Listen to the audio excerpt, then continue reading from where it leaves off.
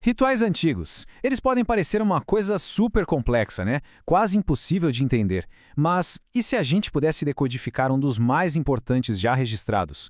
Hoje, vamos mergulhar passo a passo nesse processo super detalhado de como os primeiros sacerdotes foram consagrados. Tudo seguindo as instruções do livro de Levítico. Vamos descobrir juntos como é que essa transformação acontecia. A questão que o texto quer responder é exatamente essa. Como que uma pessoa comum vira um intermediário sagrado? A resposta, como a gente vai ver, está num procedimento super meticuloso, quase uma coreografia divina, sabe? Onde cada gesto, cada objeto, cada sacrifício, tudo tem um propósito bem profundo. A nossa análise vai seguir as 5 grandes etapas do ritual. Primeiro, o chamado à santidade. Depois, a unção sagrada. Em seguida, as ofertas de purificação. Aí vem o carneiro da consagração, que é o ponto alto, e por fim, a espera de 7 dias que sela todo o processo. Ok, tudo começa com uma ordem bem direta. Moisés recebe a instrução de reunir pessoas e elementos específicos num local sagrado. E detalhe, na frente de todo mundo. Isso não era um evento privado, não. Era uma demonstração pública de que aquelas pessoas e coisas estavam sendo separadas para algo maior. E a lista de ingredientes para o ritual é de uma precisão impressionante. Temos Arão e seus filhos, os futuros sacerdotes, as vestes especiais, o óleo da unção, um novilho para a expiação do pecado, 2 carneiros para coisas diferentes e pães sem fermento. Cada item ali tem um papel fundamental na cerimônia. Antes de qualquer coisa, o primeiríssimo passo é simbólico, a lavagem. Moisés traz Arão e seus filhos e os lava com água. É um ato de purificação inicial, sabe? Preparando eles para chegar perto do sagrado, limpando o que é comum para dar lugar ao extraordinário. Agora, o processo de vestir Arão, gente, isso é muito mais do que só colocar uma roupa. Cada camada tem nome e significado. Primeiro, a túnica e o cinto. Depois, o manto e o éfodo. Aí vem o peitoral com o misterioso Urim e Tumim. E, para fechar, a mitra na cabeça que tinha uma lâmina de ouro com a inscrição Santidade ao Senhor. É uma transformação visível para o novo papel dele. E aqui tem uma frase que se repete sem parar, como um mantra, ao longo de todo o capítulo. Isso reforça uma ideia central. Moisés não estava inventando nada. Cada passo, desde vestir Arão até o menor detalhe dos sacrifícios, era a execução de uma ordem divina. Não tinha espaço para erro ou para improviso.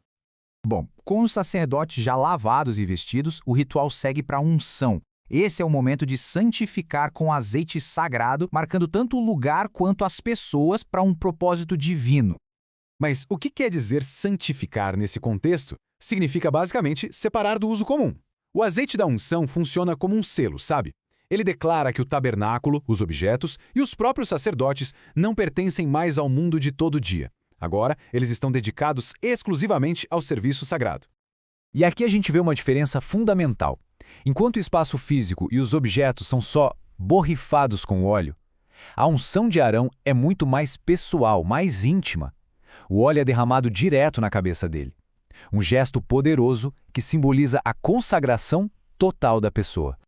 Agora a gente chega no coração da cerimônia, os sacrifícios.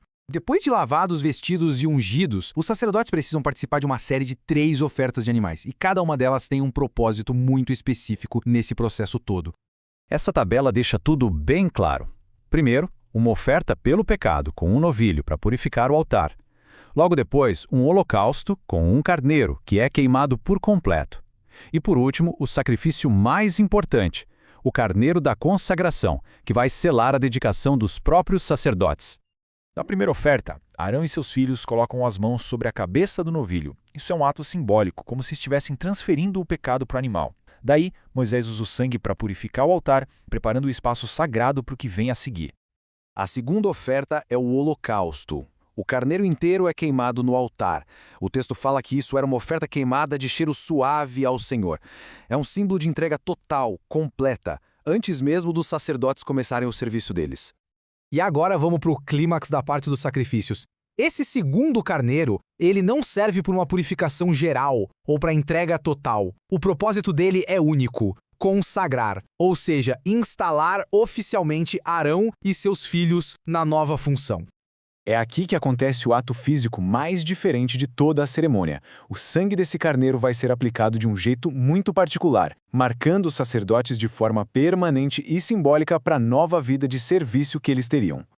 E olha a precisão disso. Moisés pega o sangue do carneiro e aplica em 3 pontos específicos do corpo de Arão e dos filhos: na ponta da orelha direita, no polegar da mão direita e no polegar do pé direito. É um simbolismo muito forte, dedicando o que eles ouvem, o que eles fazem com as mãos e o caminho por onde andam. Logo depois, algumas partes específicas do carneiro, junto com os pães, são colocadas nas mãos dos novos sacerdotes. E aí eles movem essas ofertas como se fosse uma apresentação, antes que tudo seja queimado no altar. É a primeira ação ritualística deles. E para fechar essa fase, Moisés mistura o óleo da unção com o sangue que estava no altar e borrifa essa mistura nos sacerdotes e nas roupas deles. É como se fosse uma santificação dupla, unindo a consagração do óleo com o poder do sangue. Parece que a cerimônia acabou, certo? Mas não. Tem uma instrução final e ela é crucial. A transformação não é instantânea. Ela precisa ser consolidada por um período de espera.